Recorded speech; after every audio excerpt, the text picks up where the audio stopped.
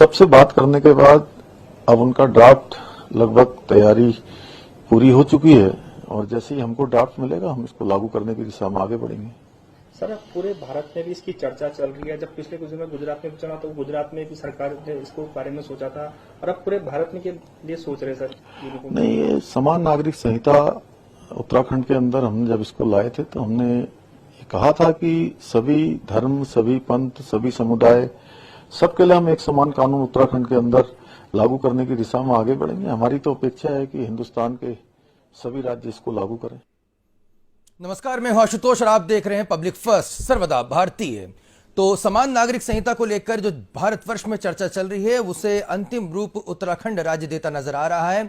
और उत्तराखंड के मुख्यमंत्री पुष्कर सिंह धामी का जो बयान सामने है उससे साफ है कि उत्तराखंड देश में अग्रणी रहने की तैयारी कर चुका है, जहां पर समान नागरिक संहिता को लागू किया जा सकेगा। आखिर समान नागरिक संहिता को लाना कितना जरूरी है, इस पर लगातार बहस चढ़ी है। लेकिन अगर हम मीडिया रिपोर्ट्स को लें और थोड़ा मोटा मोटा समझने की कोशिश करें तो मुस्लिम पर्सनल लॉ बोर्ड की हम बात करें तो मुस्लिम पर्सनल लॉ में बहुविवाह यानी कि एक से ज्यादा जो विवाह की जो छूट मिलती है, और ये जो बहुविवाह जो प्रथा है वो हिंदू, ईसाई या पारसी में अपराध माना जाता है। तो ये आईपीसी की धारा 494 के तहत इसमें 7 वर्ष का सजा का प्रावधान भी है। इसलिए कई लोग जो ज्यादा विवाह करना चाहते हैं वो मुस्लिम धर्म अपना लेते हैं। इसके अलावा विवाह की न्यूनतम उम्र की हम बात करें तो यहाँ पर मुस्लिम लड़कियों की व्यस्तता की उम्र निर्धारित नहीं होती है। माहवारी शुरू होने पर लड़की को निगाह योग्य मान लिया जाता है। तो यहाँ पर कोई विवाह की जो उम्र है वो निर्धारित नहीं होती है। और साथ ही साथ तीसरा जो सबसे अहम मुद्दा है वो है तलाक को लेकर विवाद। 3 तलाक अवैध घोषित होने के बावजूद भी अन्य प्रकार की जो मौखिक तलाक की पद्धति हैं जैसे कि तलाक हसन और तलाक अहसन, ये आज भी मान्य है। हालांकि कई जो इस्लामिक मुल्क हैं वहां पर इस तरह की तलाक की जो पद्धति है वो मान्य नहीं है, लेकिन हिंदुस्तान में ये अभी भी जारी है। और इसे लेकर जो मुस्लिम जो महिला है वो हमेशा से सशंकित और कहीं ना कहीं डरी सहमी रहती हैं। तो आखिर क्या वजह है कि अभी तक देश में समान नागरिक संहिता लागू नहीं की जा सकी है? इसे लागू करने को लेकर किस तरह की आपत्ति और कौन लोग हैं जिसका विरोध कर रहे हैं, इस पर चर्चा करेंगे। हमारे साथ उत्तराखंड से कांग्रेस के वरिष्ठ नेता शीशपाल सिंह बिष्ट जी जुड़ चुके हैं। शीशपाल जी, आपका पब्लिक फर्स्ट में बहुत बहुत स्वागत है। साथ ही साथ हमारे साथ राष्ट्रवादी विचारक अखिलेश जी जुड़ चुके हैं। अखिलेश जी, आपका बहुत बहुत स्वागत है। सबसे पहले शीशपाल जी, मुख्यमंत्री पुष्कर सिंह धामी का जो बयान आया है उससे आप लोग किस तरह से देखते हैं? देखिए, आपको जो उत्तराखंड के मुख्यमंत्री पुष्कर सिंह धामी लगभग साल भर से कह रहे हैं कि राज्य के अंदर वो यूसीसी को लेकर गंभीर है और वो राज्य में समान नागरिक आचार संहिता लागू करना चाहते हैं। कांग्रेस पार्टी ने शुरू दिन से कहा था कि देखिए ठीक है, अच्छी बात है, आप यूसीसी लाना चाहते हैं, लेकिन जो इसके सभी पक्ष हैं उसमें एससी हैं, एसटी हैं, ओबीसी हैं, आदिवासी हैं, जो जनजाति, उन सभी पक्षों से आप बात कीजिए और अगर सब में सहमति बन जाती है तो निश्चित तौर पर आप जो है यूसीसी इस पर कदम आगे बढ़ा सकते हैं। लेकिन उस पर कदम आगे बढ़ाने से पहले आपको 2018 में भी जाना होगा, जब केंद्र सरकार ने यूसीसी लाने के प्रयास किए थे, उसके लिए बाकायदा कमेटी बनाई थी और उस पर जो राष्ट्रीय विधि आयोग की राय आई थी, अन्य पक्षों की राय आई थी, उन्होंने कहा था कि हमें देश की जो सामाजिक बहुलता है उस पर गर्व है, उसका जो जश्न मनाया जा रहा है उसको मनाए देना चाहिए। और अभी ये वक्त सही नहीं है यूसीसी लाने का, क्योंकि जो संविधान का अनुच्छेद 44 और उसका भाग 4 उसमें जो उल्लेख है यूसीसी का, उसमें संविधान निर्माताओं ने तब कहा था कि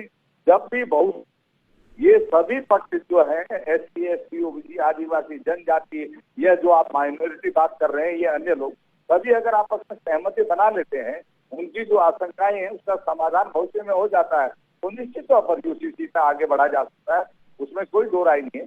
लेकिन आप व्यापक विचार विमर्श के बिना इस पर जो है अगर जल्दबाजी में आगे बढ़ेंगे तो निश्चित तौर पर इसमें जोखिम है और सरकार को जो है गंभीरता से सभी पक्षों से विचार करना चाहिए। उत्तराखंड में हमने सरकार से जो है इसका मसौदा मांगा था, जो हमें उपलब्ध नहीं कराया जा सका। हमने 2 बार सरकार से मसौदा मांगा, सरकार ने कोई कारण भी नहीं बताया, ना ही मसौदा उपलब्ध कराया, तो हम उस पर अपनी राय नहीं दे सके। अब देखते हैं आगे भविष्य में सरकार अगर दोबारा से डायलॉग करेगी, कोई मसौदा उपलब्ध कराएगी, तो निश्चित हम उस पर अपना पक्ष रखेंगे। जी, आप मैं दोबारा आपके पास आऊंगा। अखिलेश जी, यहाँ पर कांग्रेस पार्टी का कहना है कि सब जल्दबाजी कर रही है सरकार, यहाँ पर इस तरह की जल्दबाजी नहीं की जानी चाहिए। बिष्ट जी के बात तो मैं सहमत हूँ कि सबसे बातचीत करनी चाहिए, पर बिष्टी जी को एक बात में थोड़ा सा रिवर्स बैक में जाएंगे। जब संविधान सभा बनी थी और संविधान की तैयारी हो रही थी, उस समय पंडित जवाहरलाल नेहरू भी यूसीसी के समर्थक थे और बाबा भीमराव अम्बेडकर जी भी। और इनको ये जानकर बड़ा आश्चर्य होगा, अगर आप इतिहास पढ़ेंगे तो हमको समझ में आएगा कि भीमराव अम्बेडकर जी का जो पद गया था उस समय, वो यूसीसी के कारण ही गया था। हिंदू कोड बिल तो नेहरू जी ने किसी कारण से वो कि इसको लागू किया जाए, वो लागू हुआ। और उसके बाद जब यूसीसी लागू करने के बाद उस समय आई संविधान सभा के, तो संविधान सभा ने उसका विरोध किया। और उसी विरोध के कारण, क्योंकि उस समय कानून मंत्री अपने बाबा साहब अम्बेडकर थे, तो उनको इसी वजह से छोड़ना पड़ा पद, क्योंकि वो चाहते थे कि यूसीसी लागू हो इस देश में सभी के लिए।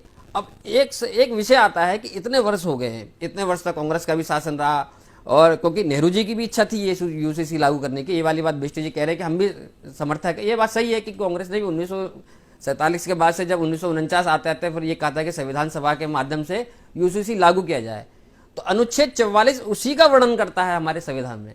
अनुच्छेद 44 में स्पष्ट वर्णन था कि इसको लागू करना है भविष्य में, यूनिफॉर्म सिविल कोड भविष्य में लागू करना है। ये अनुच्छेद 44 का सबसे बड़ा उदाहरण था, उसमें दिया वर्णन।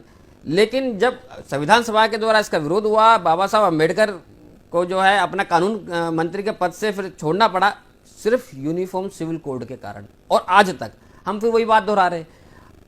अभी बिष्टी जी ने जो एक बात की, मैं उस बात को भी मानता हूं कि इनके पास जो है अभी तक उसका जो मसौदा वो नहीं पहुंचा।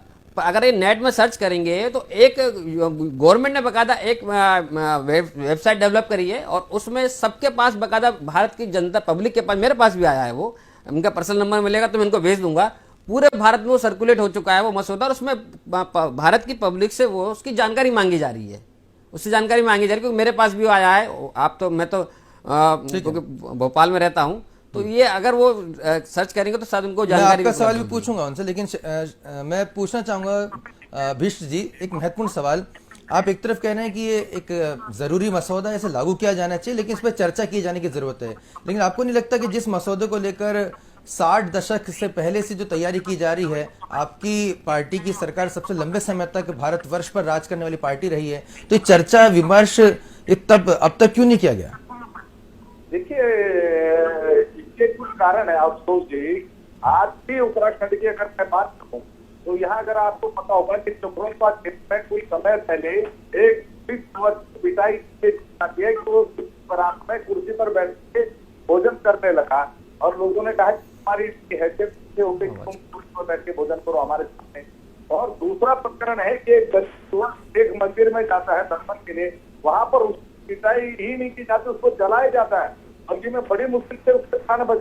और अल्मोड़ा के अंदर एक दलित युवक को इससे मार दिया जाता है क्योंकि एक लड़की से प्रेम और शादी करने की हिम्मत।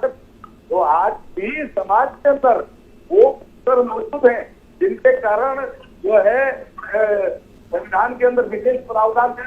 और ये इसलिए कहा गया था कि भविष्य में जब सभी पक्ष सहमत हो जाए, ये कारण दूर हो जाए, तो लाया जा सकता है। क्योंकि भारतीय संविधान के अनुच्छेद 44 का उद्देश्य कमजोर समूह के खिलाफ भेदभाव और असमानता दूर करना था। आज तो कारण समान है, अगर वो ना हो तो निश्चित तौर पर, इसलिए मैं कह रहा हूँ कि नहीं, आप ये कहना चाह रहे हैं कि पिछले 60-70 साल में, जिसमें सबसे ज्यादा अरसा आप लोग की सरकार रही, आप समाज में भेदभाव दूर नहीं कर पाए, समान नागरिक संहिता लागू करने के जो है तमाम प्रयास में आप असफल हो गए। प्रयास किया कि नहीं किया वो आप बताएंगे, लेकिन क्या इतना लंबा अरसा लगता है कि समाज में इस निष्कर्ष पे पहुंचना कि भाई एक देश है तो एक कानून होना चाहिए? नहीं, देखिए आशुतोष जी, मैं ये हालिया 6 महीने की घटना उत्तराखंड में गिना रहा हूँ, और यहाँ बहुमत वाली भारतीय जनता पार्टी की सरकार 6 साल से है, कोई 1-2 दिन से या 1-2 महीने से नहीं। अभी ये घटनाएं हो रही हैं। और 2018 में तो केंद्र सरकार ने प्रयास किया था यूसीसी लाने का। तब जो तत्कालीन कमेटी बनी या नीति आयोग की जो रिपोर्ट आई, जो मैं उस समय आपको उल्लेख कर सकता हूँ, उन्होंने तो इसको लागू करने की सलाह नहीं दी। वो भी सारे कारण विद्यमान है। अब 2024 का लोकसभा चुनाव सिर पर है। अब भारतीय जनता पार्टी कुछ तो याद आ रही है, अच्छी बात है, आप चर्चा करवाना चाहते हैं, आप क्योंकि राज्य के सारे इसकी वैतरणी पार करना चाहते हैं, आप लोकसभा में बिल लाने चल रहे हैं, आप लोकसभा में लाइए ना, वहाँ चर्चा हो जाएगी। तो अगर सर्वसम्मति बन जाएगी पूरे देश के अंदर, जैसा आप कह रहे हैं कि समान नागरिक आचार संहिता वो तभी होगी जब देश में समान रूप से लागू होगा। किसी एक राज्य में इसको लाने से वो समानता का अधिकार तो क्या वो उद्देश्य आप हासिल नहीं कर सकते, ना वो सफल होगा जो आपकी मंशा है। हाँ, जो चर्चा में आप इसको लाना चाहते हैं निश्चित तौर पर वो आपका उद्देश्य सफल होगा। अब वो जनता के ऊपर है, जनता सब कुछ देख रही है, आपकी मंशा को, आपकी कथनी करने का अंतर भी देखती है कि आपकी प्रचंड बहुमत वाली सरकार केंद्र में 9 साल से है। आज तक आप कितना आगे बढ़े, आप कांग्रेस पर दोषारोपण करके अपनी कमी को नहीं दूर कर सकते ना। आपका जो 9 साल का इतिहास है वो भी तो कुछ इतिहास है, वो आप इस पर ईमानदार नहीं है। भारतीय जनता पार्टी केवल जो है 2024 को ध्यान में रख के चर्चा कर रही है। जो महंगाई है, बेरोजगारी है, जो आज देश का विकास ठप हो गया है, जो आज आर्थिक रूप से देश की खराब है। नहीं, महंगाई बिल्कुल नहीं, शिषपाल जी आपकी बात से सहमत हूं, लेकिन ये समस्या तो इंदिरा गांधी जी ने भी एक नारा दिया था, गरीबी हटाओ, तो इसका मतलब उस समय भी गरीबी थी, महंगाई थी। ये मुद्दे तो लगातार भारत की राजनीति में हमेशा से ही रहे हैं, ये ऐसा तो है नहीं कि सिर्फ इस बार ही रहे हैं। लेकिन ये जो एक महत्वपूर्ण विषय, बिल्कुल अलग विषय है, क्योंकि बहुत ही गंभीर पहलू है। सामान्य नागरिक संहिता, उत्तराखंड जो है इस दिशा में बहुत तेजी से आगे भी बढ़ रहा है। और जो समसामयिक घटनाक्रम आपने बताए हैं वो भी बिल्कुल इस समय बहुत ही गंभीर चिंतन का पहलू है, जिनका उदाहरण आपने दिया है। देखिए आशुतोष जी, आपने कहा कि इंदिरा जी के समय भी गरीबी थी, महंगाई थी। निश्चित तौर पर 2014 की तुलना में आज आप महंगाई का कीजिए ना, 33 रुपए किलो दूध था, आज 70। इंदिरा जी ने ही नारा दिया था, आपको याद होगा तो। आज अगर आप देखें, नहीं मैं कह रहा हूँ, लेकिन आज तो हम आजादी का अमृत उत्सव मनाया जा रहा है ना। आज दुनिया की बाकी सबसे बड़ी अर्थव्यवस्था आप कह रहे हैं, आप तब भी महंगाई दूर नहीं कर पा रहे, बल्कि महंगाई 4 गुना हो गई 2014 के मुकाबले। जो 2 करोड़ रोजगार हर साल आप देने वाले थे, आप तो रोजगार दे रहे हैं। आपके पहले में अखिलेश जी यहाँ पर शिषपाल जी जो 2 विषयों को यहाँ पर जो है तुलना कर रहे हैं, अगर जैसे जब भी यूसीसी की बात आ रही है तो कहने से महंगाई है, बेरोजगारी, इस पे बात कीजिए। वो यूसीसी पे चर्चा नहीं करना चाहते हैं, हालांकि वो कहते हैं कि देश को चर्चा करनी चाहिए। ये भी दोनों बात कह रहे हो। देखिए, उन्होंने एक बात बहुत अच्छी कही कि एक राज्य के साथ अच्छा है आप पूरे देश में लागू करो, उसका बिल लेकर आओ। 1905 में भारत में अंग्रेजों ने एक बंग भंग का विचार लेकर आए थे, बंगाल विभाजन का। और बंगाल विभाजन का जब विरोध हुआ था तो पूरे देश में हुआ था। एक राज्य के लिए आया था वो बंगाल विभाजन, लेकिन पूरे देश में हुआ था। और वो सरकार फिर मजबूर हुई, और मजबूर होने के बाद वो बंग भंग का 1911 में उनको प्रस्ताव वापस लेना पड़ा। अब इसमें एक चीज दूसरी जोड़ी है, जो अंग्रेज 1905 में एक राज्य का विभाजन नहीं कर सके, 1947 में देश का विभाजन करके चले गए।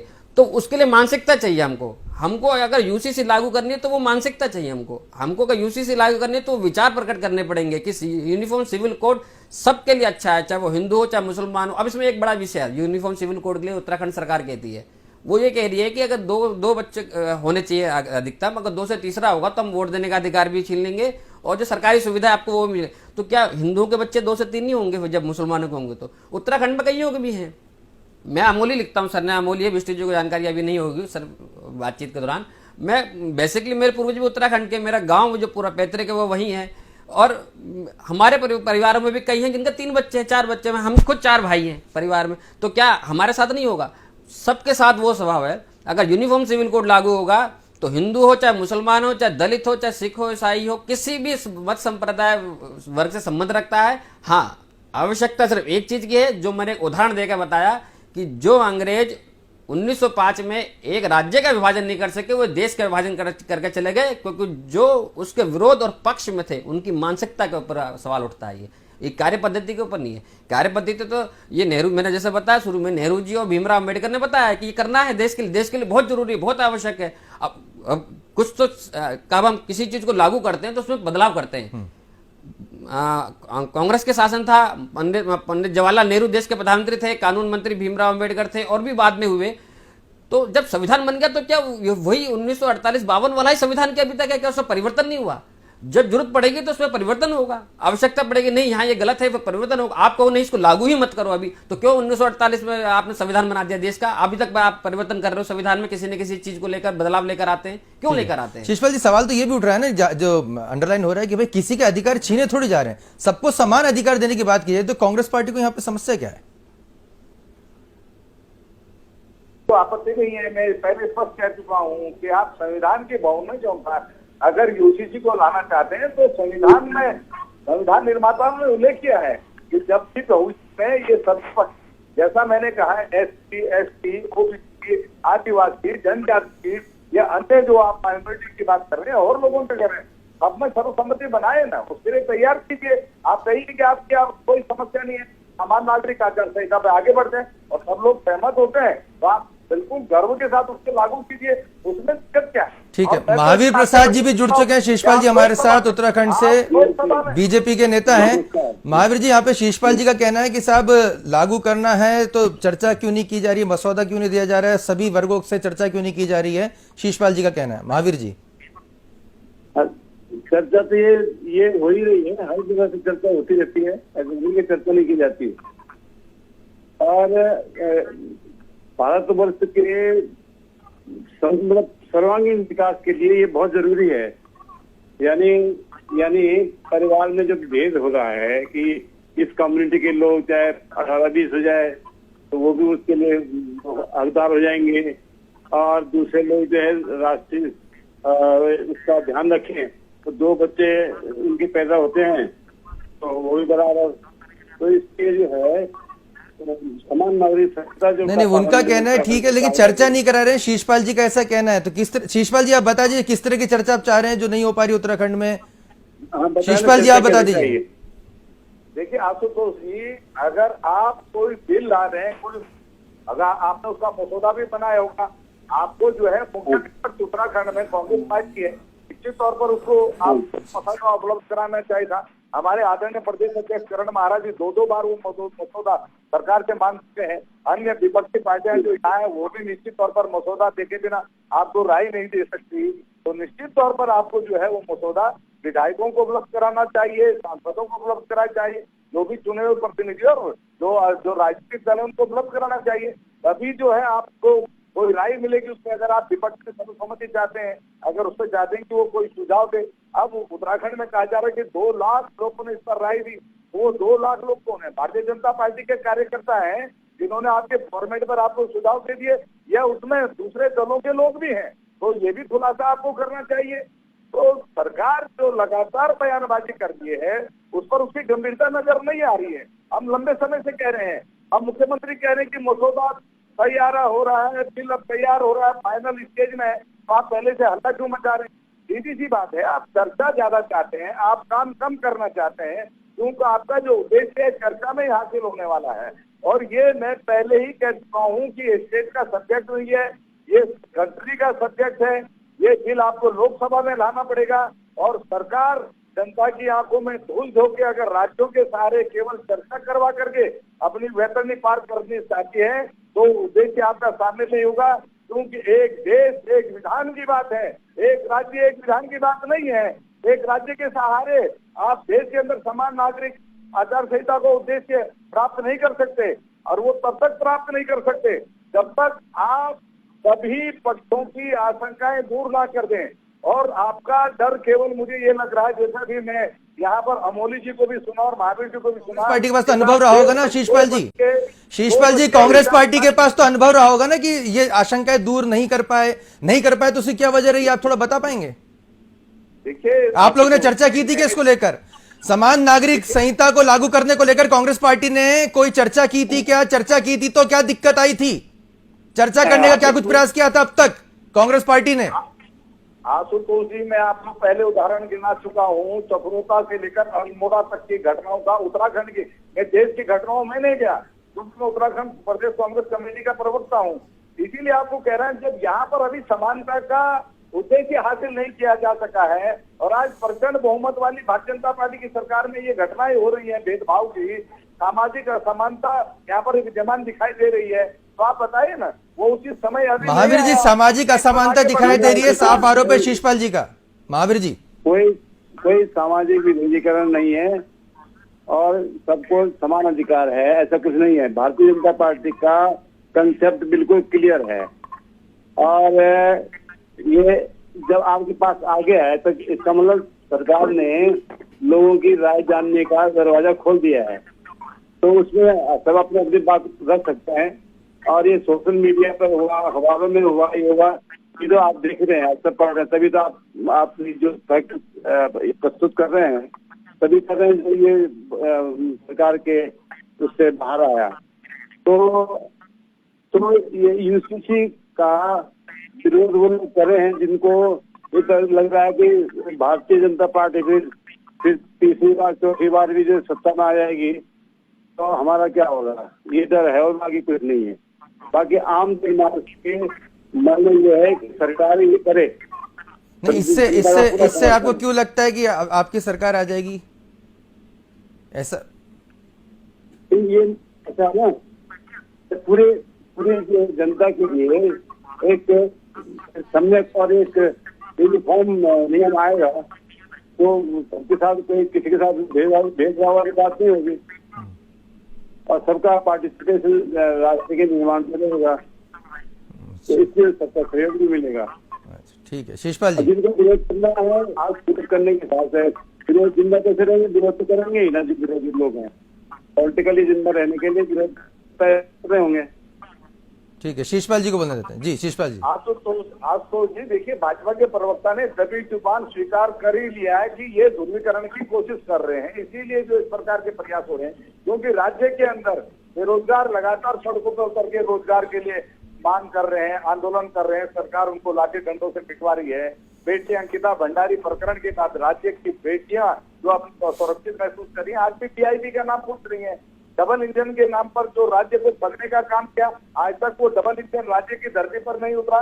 लगातार राज्य के बजट में कटौती हो रही, मनरेगा के बजट में 40% की कटौती, जिला प्लान के बजट में 25% की कटौती, उत्तराखंड का एकमात्र स्मार्ट सिटी देहरादून उसके बजट में 500 करोड़ रुपए की कटौती, और जो बेटियों को सहायता मिलती थी 50,000 रुपए की नंदा गोरा योजना उसके बजट में 50% की कटौती, और केंद्रीय सहायता से चलने वाली राज्य की परियोजनाओं में तो बड़ी भारी कटौती कर दी गई है।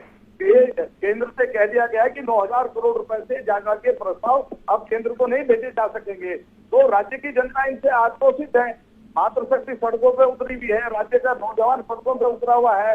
अग्निवीर योजना के बाद तो राज्य में जो आशंकाएं हैं कि जो सेना में नौकरी मिलती थी नौजवानों को, उस पर पलीता लगाने का काम इन्होंने किया है, तो ये किस मुंह से जनता के बीच में जाएंगे? इसलिए उनको ऐसे मुद्दों से ध्यान भटकाना है और जो है फिर जनता के बीच जाने का रास्ता ढूंढना है। जी तो अखिलेश जी, भाजपा की चाल अब जनता भली भांति समझ रही है। अखिलेश जी देखिए, यूनिफॉर्म सिविल कोड का अगर भाजपा और कांग्रेस से संबंध होता तो नेहरू जी उसको पहले तो संविधान सभा के सामने लेकर ही नहीं आते। दूसरी बात, जब कोई राज्य होता है तो वो स्वतंत्र निर्णय लेने के लिए कुछ जो है स्वतंत्र होता है, कुछ ऐसे निर्णय होते हैं। जैसे अभी के लिए चल रहा है कि पश्चिम बंगाल में रोहिंग्या के लिए आरक्षण का विषय चल रहा है, और पश्चिम बंगाल में इनको शायद जानकारी नहीं होगी, कांग्रेस के प्रवक्ता है तो शायद इनको जानकारी पूरी आ भी चुकी होगी कि 90% से ज्यादा ओबीसी का आरक्षण 90% से ज्यादा वहां हो रहा है पश्चिम बंगाल में। अब एक दूसरा विषय आते हैं कि जब एक राज्य होता है उसके पास अपने स्वतंत्र अधिकार हैं कि हम अपने राज्य के बेहतरी के लिए ये वाले कार्य कर सकते हैं।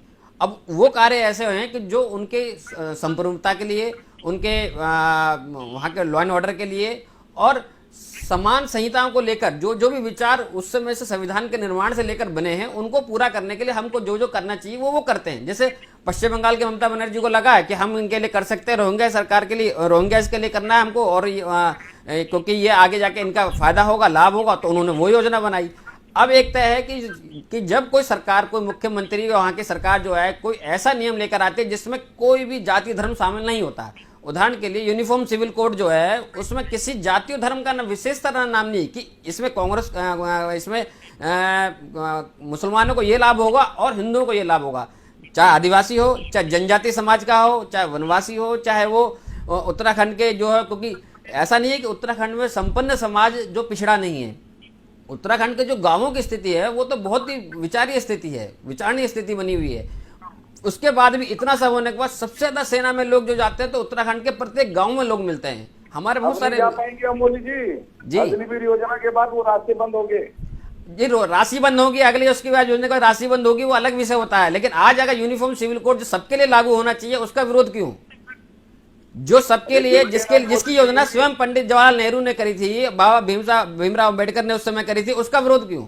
वो तो लागू होना चाहिए और आपको सहयोग करना चाहिए। और बात रही कि उसके जो मसौदा है तो उसके मसौदे के लिए आप तो 5 मिनट बाद 10 मिनट बाद अपना नंबर दीजिए, मैं आपके मोबाइल पे भेज देता हूँ। मसौदा सार्वजनिक है, पूरे जगह उपलब्ध है, मेरे मोबाइल पर भी उपलब्ध है, सभी जगह, और गवर्नमेंट ने उस पर राय मांगी है। और आज जो आप कह रहे हैं ना कि 200 लोगों को अपने भाजपा कार्यकर्ताओं को, तो उसके बारे में भी आपको जानकारी देता हूं दिल्ली में रहने वाले उत्तराखंड के लोगों की एक योजना बनी थी जिसमें कि पूर्व न्यायाधीश भी देसाई थी कोई, वो पूर्व न्यायाधीश वो भी शामिल हुई थी, सुप्रीम कोर्ट की पूर्व न्यायाधीश वो भी शामिल हुई, और उन्होंने मिलकर एक ऐसी योजना बनाई थी जो यूसीसी को के साथ समानांतर, और ऐसी योजना ड्राफ्ट बनाकर उन्होंने उत्तराखंड सरकार को दिया।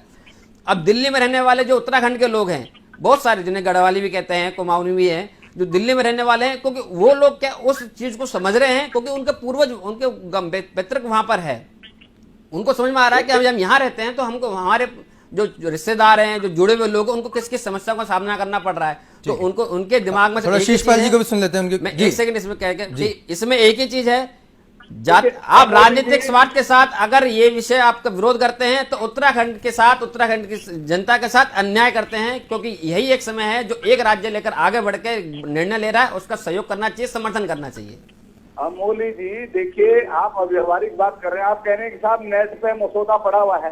कांग्रेस पार्टी राज्य में मुख्य विपक्ष है। आप ऑफिशियल तौर पर मुख्य विपक्ष को जो है ड्राफ्ट उपलब्ध करवाएंगे नहीं करवाएंगे, मसौदा उपलब्ध करवाएंगे नहीं करवाएंगे? सर सार्वजनिक, महावीर जी इसका जवाब आप दीजिए। महावीर जी इसका जवाब आप दीजिए। शीशपाल जी कह रहे हैं ऑफिशियली कुछ कम्युनिकेशन होगी प्रमुख विपक्षी दल से। भारतीय जनता पार्टी लगातार जनता का ध्यान भटकाने के लिए अनर्गल बात कर रही है। आप पहले संविधान में तो देख लीजिए कि आपको राज्य में रहने का अधिकार है कि नहीं है। महावीर जी जवाब दीजिए। लक्षित होता है कि अधिकार के सरकार राज्य के सहारे जब अधिकार होगा तो ये कदम उठा सकती है ही नहीं।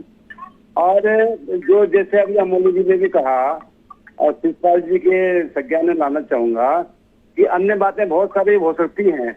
70-75 साल का जो ये अपना रहा टेन्योर रहा, उसमें पता नहीं कब क्या हुआ होगा, कब कौन सी चीज की उपेक्षा की होगी, इस चीज का पालन नहीं किया गया होगा, ये वो है। लेकिन अब जो बात विषय है यूसीसी का, उत्तराखंड सिविल कोड का, तो उसमें तो कोई विरोध वाला कोई विषय होना नहीं चाहिए, क्योंकि ये पूरे पहले हम प्रदेश के हिसाब से चल रहे हैं। प्रदेश को ठीक स्थिति में लाने के लिए, प्रदेश के सर्वांगीण विकास के लिए यूसीसी बहुत अच्छा, उनके सामाजिक समीकरण भी ठीक करने के लिए ये सब रहेगा। ठीक है। तो इसका विरोध होने का कोई कारण ऐसा है नहीं। और दूसरे और इंस्टांसेस हम ला रहे हैं तो उनका वो अलग विषय है, उनकी चर्चा के विषय होते हैं। लेकिन इस समय सिर्फ यूसीसी का विषय आपने रखा होगा हेमंत जी ने, तो उसी पर बात रख रहे हैं हम। ठीक है। तो यूसीसी का कोई विरोध करने का कारण है नहीं मेरे ख्याल से। ठीक है सर। शीशपाल जी फाइनल कमेंट कर दीजिए, समय कम है। आशुतोष जी, उत्तराखंड सरकार जब भी ऑफिशियल तौर पर जो है कांग्रेस पार्टी को यूसीसी का मसौदा उपलब्ध कराएगी, निश्चित तौर पर कांग्रेस पार्टी अपने सुझाव उसमें देगी। लेकिन सरकार की ओर से अभी तक न तो मसौदा उपलब्ध कराया गया, न सरकार की गंभीरता इस पर दिख रही है। सरकार केवल एक आखिरी सवाल ले रहा हूं मैं शीशपाल जी आपसे। शीशपाल जी एक आखिरी सवाल आपसे ले रहा हूं। महावीर जी एक सेकंड।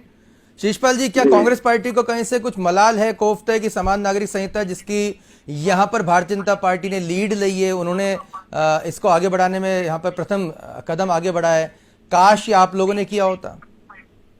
देखिए आशुतोष जी, मैंने जैसा कि पहले ही कहा कि एससी, एसटी, ओबीसी, आदिवासी और जनजातीय वर्गों की जब तक सहमति नहीं होती, उनकी जो समानता के अधिकार पर बात नहीं होती और उनकी सहमति इसमें नहीं बनती, तब तक इस पर आगे बढ़ना जल्दबाजी है।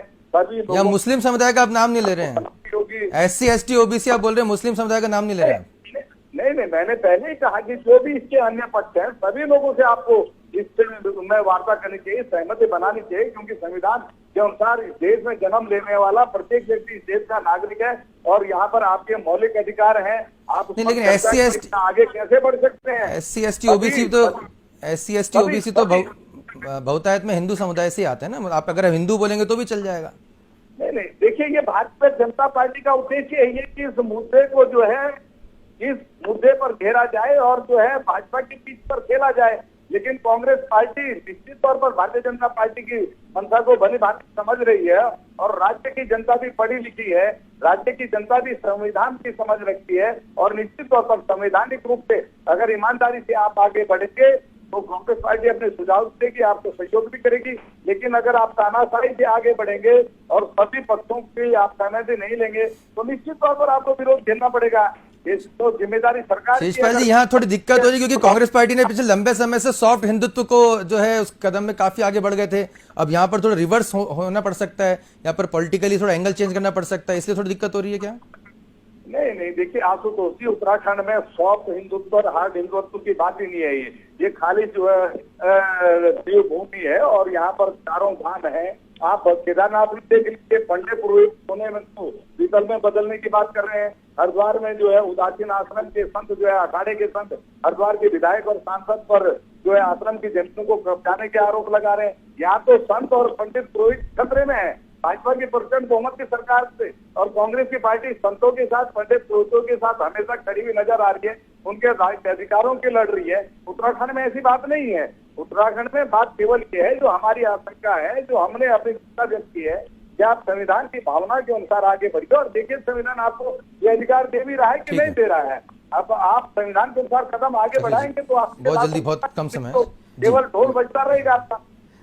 बिष्टी जी को मैं जानकारी दे रहा हूँ, उस साइट का भी दे रहा हूँ जो भारत सरकार के विधि आयोग ने जारी करी है। वो ठीक है, उनका ये कहना है कि भाई प्रमुख विपक्षी दल हैं, वो उनका ऑफिशियल कम्युनिकेशन होना चाहिए, इस तरह से इंटरनेट पे नहीं। उनका वो तो स्पष्ट कर चुके हैं शिषपाल जी। नहीं, तो ये जो चीजें हैं सार्वजनिक उसमें अभी उसमें डली हुई है। अगर उन्होंने अपनी आपत्ति बता दी है, के राष्ट्रीय प्रवक्ता अपना पक्ष रख चुके हैं, आपको जानकारी होनी चाहिए। ठीक है, चलिए बहुत बहुत धन्यवाद शिषपाल सिंह बिष्ट जी, पब्लिक फर्स्ट से जुड़ने के लिए। हमारे साथ अखिलेश जी जुड़े, आपका भी बहुत बहुत धन्यवाद। और साथ ही साथ बीजेपी प्रवक्ता महावीर प्रसाद जी, आप भी पब्लिक फर्स्ट से जुड़े, आप सभी का बहुत बहुत धन्यवाद। तो इस मुद्दे को लेकर बहस जारी है। कांग्रेस पार्टी का कहना है, बहुत ही एक सदा हुआ जो एक रिएक्शन यहाँ पर कांग्रेस पार्टी दे रही है कि साहब हम साथ में है या नहीं है, पहले चर्चा की जानी चाहिए और उसे SC ST OBC को लेकर करें। हालांकि जो सबसे ज्यादा जो इस मुद्दे को लेकर जो आपत्ति की बात सामने आ रही है या अब तक के जो बयान सामने आए वो मुस्लिम समुदाय के सामने है, जिसको हमने शुरुआत में आपको बताया कि कुछ ऐसे पहलू हैं जो कि कहीं ना कहीं मुस्लिम समाज में विद्यमान है, जो जिसे हटना जरूरी है, नहीं जरूरी है, उसको लेकर मुस्लिमों के आंतरिक जो समाज है उसमें भी चर्चा किए जाने की जरूरी है।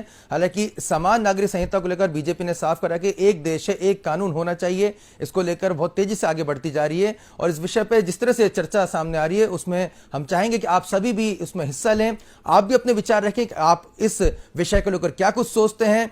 इंटरनेट पर भी भारत सरकार ने तमाम जो वेबसाइट और लिंक दे रखे हैं उस पर भी आप अपने विचार जरूर रखें। एक जिंदा डेमोक्रेसी का सबूत यहां पर दीजिए और अपने विचारों को जरूर अपने सामने रखें, क्योंकि पब्लिक फर्स्ट है आपका चैनल और आपकी वॉइस है सबसे पहले। देखते रहिए पब्लिक फर्स्ट, सर्वदा भारतीय।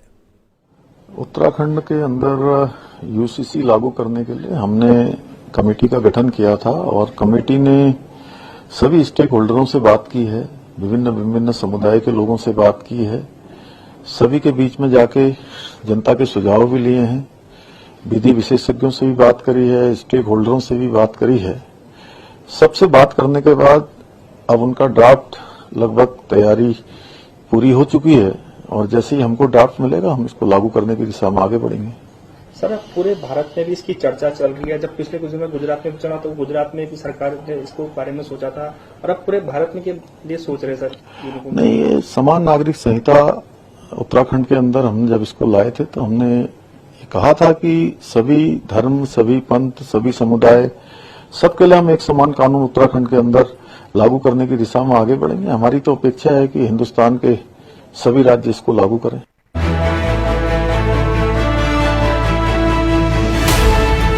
ये है इंडिया फर्स्ट कम्युनिकेशन और आप देख रहे हैं पब्लिक फर्स्ट।